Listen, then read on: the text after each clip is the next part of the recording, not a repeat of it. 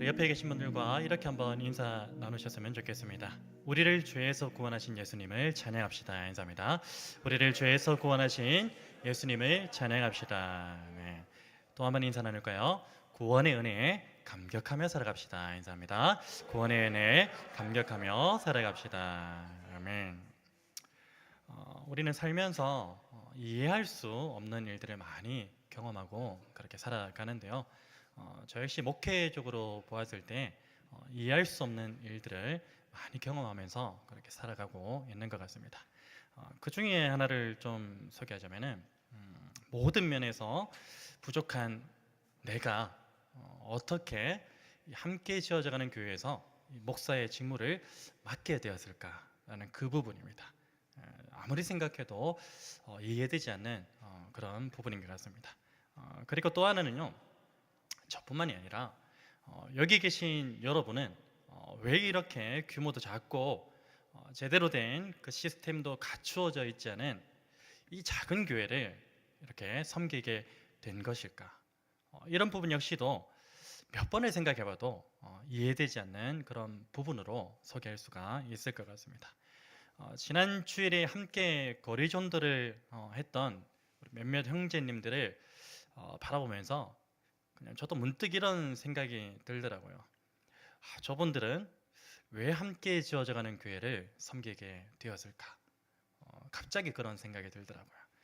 그래서 이제 그분들에게 일일이 물어봤습니다. 형제님은 왜 함께 지어져가는 교회에 오게 되었습니까? 왜 섬기게 되었습니까? 그렇게 물어봤습니다.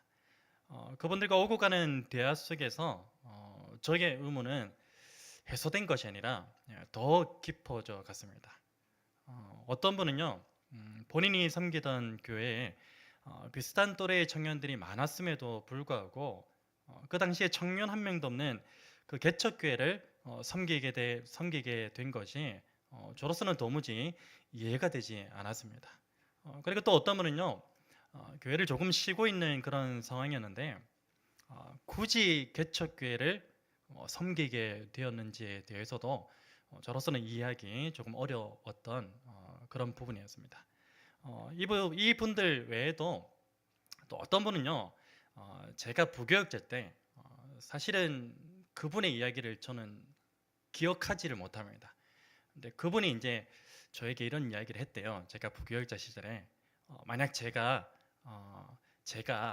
개척 목회를 하게 되면 1호 성도로서 함께 섬기겠다라고 그렇게 말씀을 하셨대요. 하나님과 약속을 하셨는지는 잘 모르겠지만 하여튼 그렇게 섬기겠다라고 저한테 말했대요. 저는 기억을 못해요. 근데 그 섬기겠다고 하고 한 그 약속 그냥 잊어버릴 수도 있잖아요. 근데 그 약속을 또 기억하시고 그 약속을 그대로 실행에 옮기셔서 개척 초기부터 지금까지 함께 교회를 섬기고 계신데요. 그분의 이러한 결정 역시도 저로서는 도무지 이해되지 않는 그런 부분입니다. 여러분, 저는 지금도 여러분 한 분 한 분이 함께 지어져가는 교회를 섬기고 계신 것이 제 개인의 이해를 넘어서는 그런 일이라고 생각을 합니다. 그런데 한 가지 분명한 것이 있다면요, 오늘 저와 여러분이 함께 지어져가는 교회를 섬기게 된 것은 이 인간의 이해 영역을 초월한 하나님의 영역이라는 것입니다. 곧 하나님의 역사심에 의해서 오늘 저와 여러분이 함께 지어져가는 교회를 섬기고 있다는 것입니다. 오늘 본문에도 이 인간의 이해 영역을 초월한 한 사건이 기록되어져 있습니다. 우리가 너무나 잘 알고 있는 그런 사건이죠. 어떤 사건입니까? 바로 예수 그리스도의 탄생에 관한 이야기입니다. 우리가 알다시피 예수 그리스도의 탄생은요, 그 자체로 인간의 상식과 논리와 그리고 이해 영역을 완전히 초월한 사건입니다. 왜 그렇습니까? 그리스도의 탄생은요, 바로 참 하나님이신 예수님께서 완전한 인간의 몸을 입고 이 땅에 오신 사건이기 때문입니다. 하나님이 인간의 몸을 입고 이 땅에 오신다. 인간의 상식과 이해로는 이해할 수 없는 그런 초월한 사건입니다. 오늘 본문을 보시면요, 인간의 상식과 논리와 그리고 이해 영역을 초월한 부분들을 몇 가지 소개하고 있습니다. 18절 말씀을 한번 보시면은 예수 그리스도의 나심은 이러하니라. 그리스도의 탄생을 소개하면서 무엇이라고 말합니까? 그의 어머니 마리아가 요셉과 약혼하고 동거하기 전에 성령으로 잉태된 것이 나타났더니, 이 부분만 보도 어떻습니까? 우리 인간의 상식, 논리, 이해 영역을 완전히 초월해 버립니다. 여러분, 원래 인간의 탄생은 어떻게 이루어지는 것이죠?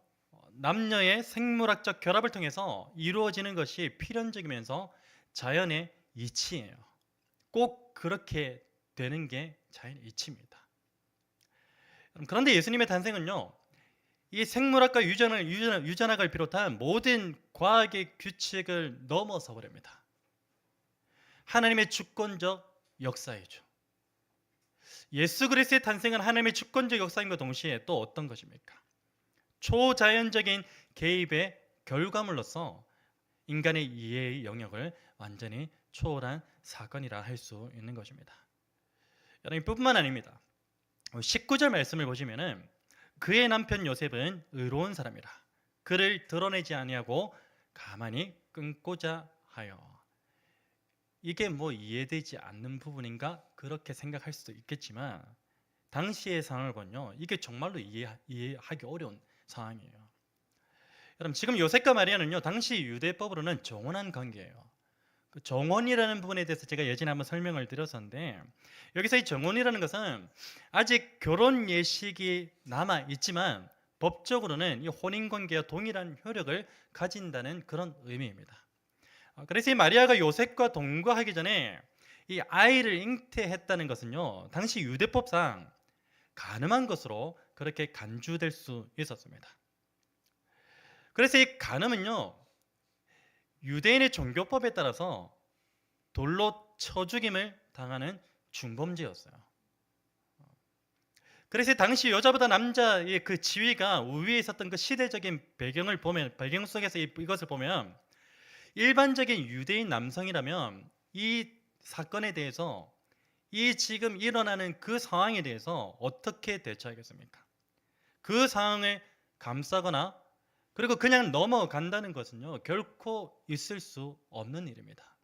넘어가면 안 되는 일이에요. 여러분, 근데 요셉의 반응을 보십시오. 요셉은 마리아가 잉태했다는 그 사실을 알게 된 이후에 어떻게 합니까?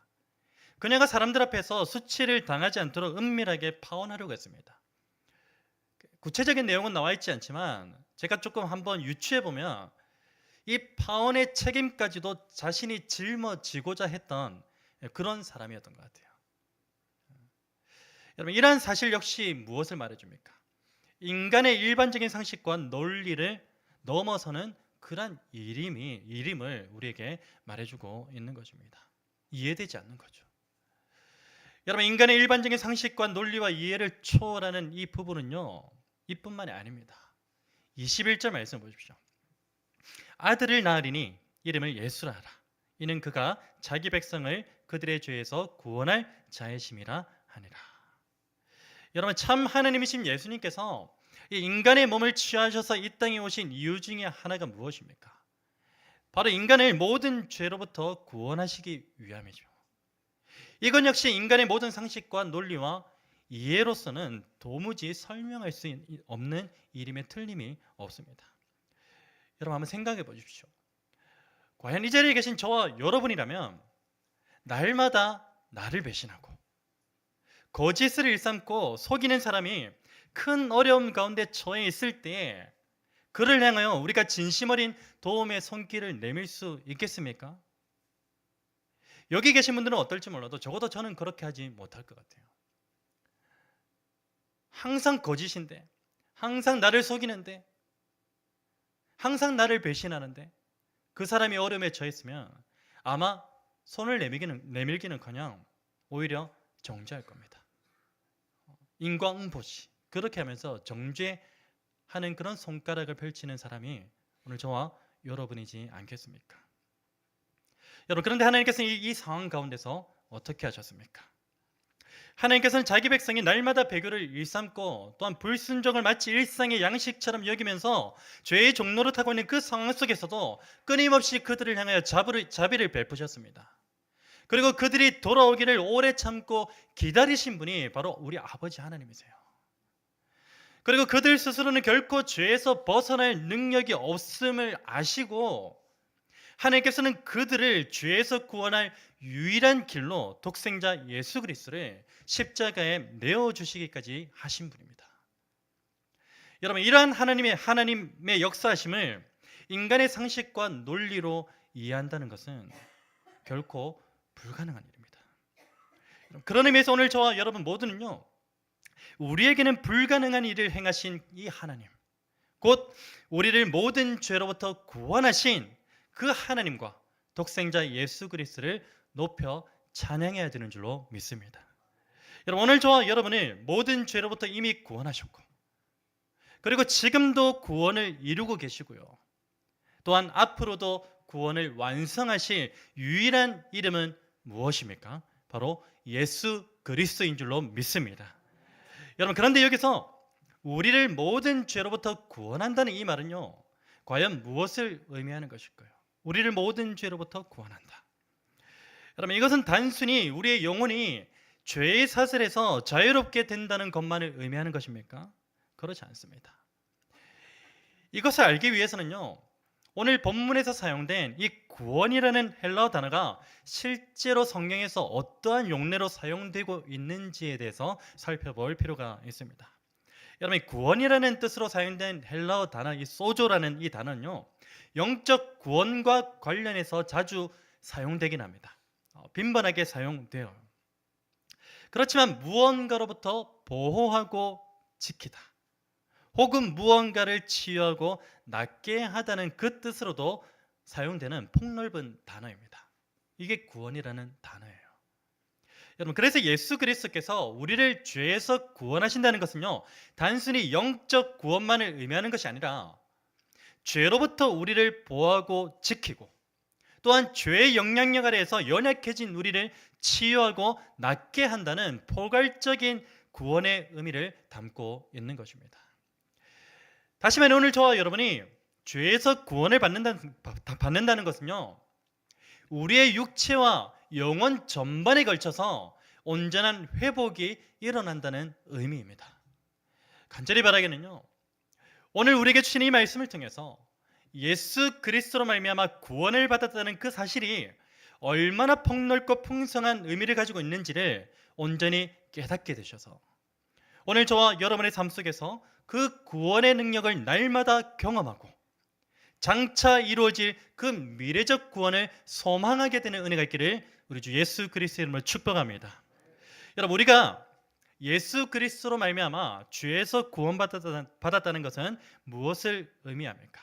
총 세 가지를 살펴볼 텐데요. 첫 번째는요, 우리가 예수 그리스도로 말미암아 죄를 구원받았다는 것은요, 죄와 심판과 죽음에서 건짐을 받았다는 것을 의미합니다. 다시요, 죄와 심판과 죽음에서 건짐을 받았다는 것, 그게 구원입니다. 여러분, 태초의 인간은 어떠한 존재였죠? 바로 하나님과 깊은 사귐 속에서 영생을 누리는 그런 존재였습니다. 여기서 말하는 영생이란 잘 아시다시피 요한복음 17장 3절에서 말씀하고 있듯이 하나님과의 깊은 사귐을 통해서 주어지는 거죠. 하나님과의 관계를 통해서 하나님의 말씀에 순종하고 하나님을 사랑하고 그러한 관계 속에서 누리는 것이 바로 영생입니다. 여러분, 그런데 하나님과의 깊은 사귐 속에서 영생을 누리며 살아가던 태초의 인간은요, 죄로 말미암아 어떻게 되었습니까? 하나님과의 관계가 단절되어 버렸습니다. 그리고 더 이상 하나님과의 관계 속에서 주어지는 그 영생을 온전히 누릴 수 없게 되었습니다. 그 결과가 무엇이었죠? 모든 인간은 한 사람도 예외 없이 죄에 대한 심판값으로 사망에 이르게 된다는 것이었습니다. 오늘 저와 여러분을 포함한 모든 사람이. 여러분, 이러한 사실에 대해서 로마서 5장 12절 말씀이 이렇게 증가합니다. 제가 읽어드릴게요. 그러므로 한 사람으로 말미암아 죄가 세상에 들어오고, 이게 한 사람은 바로 아담을 말하는 거죠.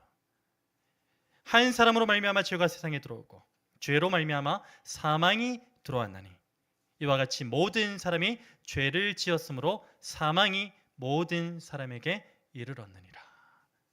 죄의 심판값인 그 사망이 오늘 저와 여러분에게 임했다는 겁니다. 우리가 그런 존재라는 겁니다. 여러분, 본래 저와 여러분 모두는요, 한 사람도 예외 없이 죄에 대한 심판으로 인해서 영원한 사망에 빠져서 허우덕거려야만 했던 그런 존재예요. 원래라면. 여러분, 그러나 하나님께서는요, 지금도 영원한 사망 속에서 허우덕거려야 했을 오늘 저와 여러분을 그냥 내버려 두지 않으셨습니다. 예수 그리스도를 통하여 오늘 저와 여러분을 사망에서 건져내어 주셨던 것입니다. 그리고 우리에게 무엇을 주셨습니까? 영원한 생명을 주신 것이죠. 이러한 사실에 대해서 예수님께서는 이렇게 말씀합니다. 요한복음 5장 24절 말씀입니다. 내가 진실로 진실로 너희에게 이르노니 내 말을 듣고 또 나 보내신 이를 믿는 자는 영생을 얻었고 심판에 이르지 아니하나니 사망에서 생명으로 옮겼느니라. 아멘. 여러분, 간절히 바라기는요, 오늘 저와 여러분 모두가 이 죄의 심판값인 영원한 사망에 이르지 않고 오직 예수 그리스도로 말미암아 영원한 생명을 가지게 된 존재임을 반드시 기억하셔서 우리를 죄에서 구원하신 그 이름 예수 그리스도를 날마다 찬양하며 살아가는 복된 인생 되시기를 주님의 이름으로 축복합니다. 여러분, 우리가 예수 그리스도로 말미암아 죄에서 구원받았다는 것은 무엇을 의미합니까? 두 번째로는요, 모든 위험과 위협으로부터 보호를 받는다는 것을 의미합니다. 모든 위험과 위협으로부터 보호를 받는다는 것, 그것이 구원의 의미입니다. 다시 말해 오늘 저와 여러분의 삶과 영혼이 모든 위험과 위협으로부터 하나님의 손 안에서 보호를 받는다는 겁니다. 여러분, 우리가 잘 알고 있듯이 이 다윗은 수많은 시편을 기록한 저자이죠. 다윗은 이 시편을 통해서 하나님께서 모든 위험과 위협 가운데서 자신을 보호하신다는 그 사실을 여러 차례 고백했습니다. 특별히 다윗은요, 시편 18장을 통해서 하나님께서 자신을 모든 원수들과 사울의 손에서 구원하신 날을 기억하면서 이렇게 고백합니다. 잘 들어보십시오. 여호와는 나의 반석이시오 나의 요새시오 나를 건지시는 이시오 나의 하나님이시오 내가 그 안에 피할 나의 바위시오 나의 방패이시오 나의 구원의 뿌리시오 나의 산성이시로다. 내가 찬송받으실 여호와께 아뢰리니 내 원수들에게서 구원을 얻으리로다. 아멘. 다윗은 자신의 삶 가운데 수많은 원수의 공격과 위협, 그것을 통하여서 위험 가운데 빠져 있었지만 그때 누구를 보게 됩니까? 자신을 구원하시는 그 하나님의 손길을 보았던 것입니다. 그러면서 이렇게 고백을 했던 것이죠. 여러분, 다니엘은 어떠합니까? 다니엘은 우리가 알다시피 다리오 왕 외에는 다른 존재를 섬기면은 즉각 사자굴에 던져진다는 그 사실을 알고 있었습니다. 그럼에도 불구하고 그는 어떻게 했죠? 평소 그가 해왔던 대로 하나님께 기도했고요. 그리고 감사의 찬송을 하나님께 올려드렸습니다. 그 결과 어떻게 되었습니까? 결국은 사자굴에 던져지게 되었습니다. 그러나 이 다니엘은 어떻게 되었습니까? 하나님의 보호하심으로 인해서 머리털 하나도 상하지 않는 구원의 은혜를 입게 되었습니다. 그리고 그는 이렇게 고백합니다. 나의 하나님이 이미 그의 천사를 보내어 사자들의 입을 봉하셨으므로 사자들이 나를 상해하지 못하였나이다. 이 구원의 의미가 뭡니까? 바로 나를 보호하신다는 겁니다. 모든 위험과 위협으로부터. 여러분, 또한 출애굽 직후 홍해라는 거대한 장애물 앞에서 서 있던 그 하나님의 백성들을 보십시오. 그들은 이 홍해라는 큰 위험과 애국 군대의 추격이라는 큰 위협을 받고 있었습니다. 그렇지만 이 하나님께서는요, 그들로 하여금 홍해를 건너게 하십니다. 그리고 애국 군대의 위협으로부터 보호해 주셨습니다. 그리고 하나님의 보호하심 앞에서 모세는 이렇게 노래합니다. 출애굽기 15장 1절 2절 말씀입니다. 내가 여호와를 찬송하리니 그는 높고 영화로우시며 말과 그 탄자를 바다에 던지셨음이로다. 여호와는 나의 힘이요 노래시며 나의 구원이시로다. 아멘. 여러분, 앞서 살펴보았던 그 다윗과 다니엘 그리고 출애굽 백성들을 모든 위험과 위협 속에서 친히 보호하시고 또한 그들에게 구원의 은혜를 베푸신 그 하나님께서 동일하게 오늘 저와 여러분의 삶 속에 있는 모든 위험과 위협은 물론이고 영적인 위험과 위협 가운데서도 친히 우리를 보호하실 것이고요. 또 우리에게 구원의 은혜를 베푸실 것이라는 그 사실을 믿으시기를 축원합니다. 간절히 바라기는 이 사실을 믿으시는 저와 여러분 모두가 모든 위험과 위협 가운데서 우리를 구원하시는 그 이름 예수 그리스도를 찬양하며 살게 되기를 주님의 이름으로 축복합니다. 여러분, 우리가 예수 그리스도로 말미암아 죄에서 구원받았다는 것은 무엇을 의미합니까? 마지막 세 번째는요, 모든 질병으로부터 회복된다는 것을 의미합니다. 모든 질병으로부터 회복된다는 것. 여러분, 성경은요 인간이 겪는 모든 질병에 대해서 그것이 정신적인 것이든 혹은 영적인 것이든 육체적인 것이든지 이 모든 질병의 근원이 죄로부터 비롯된 것이라고 증거합니다. 물론 우리가 지금 영적으로 그리고 육체적으로 정서적으로 정신적으로 질병이 있는 사람에게 당신의 죄 때문입니다. 그렇게 직접적으로 말하는 것은 무리가 있겠지만 그러나 본질적으로는 이 모든 질병의 근원은 죄에서부터 비롯되었다는 사실을 우리는 잊어서는 안 됩니다. 여러분, 실제로 우리 예수님께서요 병든 자들과 약한 자들을 고치실 때마다 그들을 불쌍히 여기셨는데요. 이것은 무엇을 말하냐면은 그들이 원죄로 인해서 이 파생된 질병의 고통 속에 있는 것에 대한 예수님의 긍휼이라고 할 수 있는 것입니다. 단순히 그들이 아프니까 그들이 건강하지 못하니까 그들이 정서적으로 정신적으로 영적으로 힘들어하고 있는 그 모습 자체를 바라보시며 긍휼히 여기시고 불쌍히 여기신 게 아니라 원죄로부터 파생된 죄 때문에 질병을 겪고 있는 그들을 향하여 그 죄를 보시고 그들을 향하여 불쌍히 여기시는 마음을 가지셨다는 것입니다. 마태복음 9장 35절에서 36절 말씀에 이렇게 증거되고 있습니다. 예수께서 모든 도시와 마을에 두루 다니사 그들의 회당에서 가르치시며 천국 복음을 전파하시며 모든 병과 모든 약한 것을 고치시니라. 무리를 보시고 불쌍히 여기시니. 여러분, 혹시 우리 가운데 영적인 질병이나 정신적인 질병 혹은 육체적인 질병으로 인하여 고통 가운데 있는 분이 계십니까? 그렇다면 지금 당장 예수님께로 나아가셔서 치유와 회복을 위하여 기도하고 간구하시기를 부탁을 드립니다. 그러면 어떻게 됩니까? 오늘도 살아 역사하시는 우리 예수님께서 우리의 몸과 마음과 영혼의 모든 질병으로 인한 그 고통을 친히 보시며 불쌍히 여기셔서 온전히 회복시켜 주실 줄로 믿습니다. 여러분, 혹시 이 땅에서는 우리가 겪고 있는 여러 가지 질병이 회복되지 않는다 할지라도 결코 낙심할 필요가 없습니다. 왜 그렇습니까? 우리에게는 영적이든 정신적이든 정서적이든 육체적이든 이 모든 질병이 훗날에 그리스도께서 다시 오실 날 우리가 하나님의 영원한 부름을 받는 그날에 그 모든 것들은 온전하게 회복될 것이기 때문입니다.